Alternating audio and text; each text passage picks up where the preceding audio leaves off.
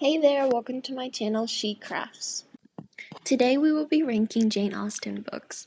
I would like to clarify that this order is based off of my personal preference, and so I'll be giving reasons for each placement. And at the end of the video, I'll show the order based off of popular vote. To start off, there should be no argument. Pride and Prejudice stands at the top of all Jane Austen novels. It has an amazing plot with so many twists and turns. Two incredible heroines. It's a book that draws you in and has you on the edge of your seat thinking, what's up with that Darcy guy? And who does Elizabeth Bennet fall in love with? In short, I think it shows the best of sisterly love, rivalry, duels, and stereotypical women that any author could create. It's simply an amazing novel by an amazing author. Okay, this is where people start to argue with me, but my second Jane Austen book is Persuasion. Now, hear me out. This was my very first Jane Austen book. I read it when I was first starting to read classics, and this was just magical for me. The amazing simplicity of this romance novel allured me to it more than most people. Now, in saying that, I do recognize that it's a little bit slow and it takes a while for you to get into it, but honestly, I love it for its timeless characters and their overall lovely plot and happy ending. In third place, I have put Sense and Sensibility. As an older sister, I can relate to this novel's heroine Eleanor so well, and that just might be why it's in the top half of my ranking. This book is genius. The characters are amazing and timeless.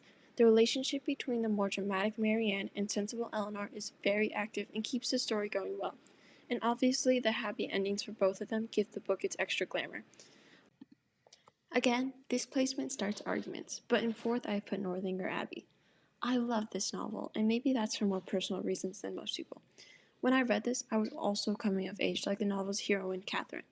I love her imagination, the trouble it gives to her, and ultimately the love she finds. For me, this novel is so beautiful and the characters are so interesting. I would jump at a chance to be friends with Catherine. And maybe not everyone loves her as much as I do, but that's okay. Alright, now we have the novel that most people would place at second, Emma. I like this book. I really do, but for me, Emma just doesn't compare to the other heroines. I don't know about you, but I've always viewed her as a little nosy, always gossiping and prying into others' lives.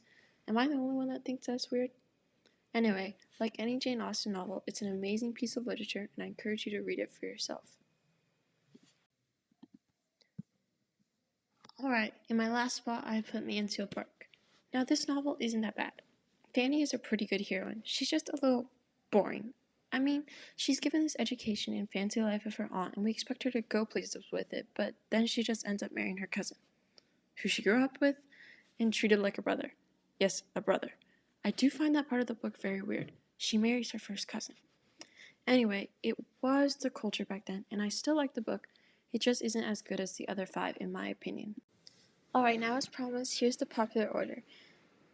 From people who have read these books, they normally judge them Pride and Prejudice, Emma, Sense and Sensibility, Persuasion, Northanger Abbey, and then Mansfield Park. Alright, thank you guys so much for watching. As always, please read the books for yourself and put them in your own order and just have fun reading. I hope you enjoyed this video. Bye!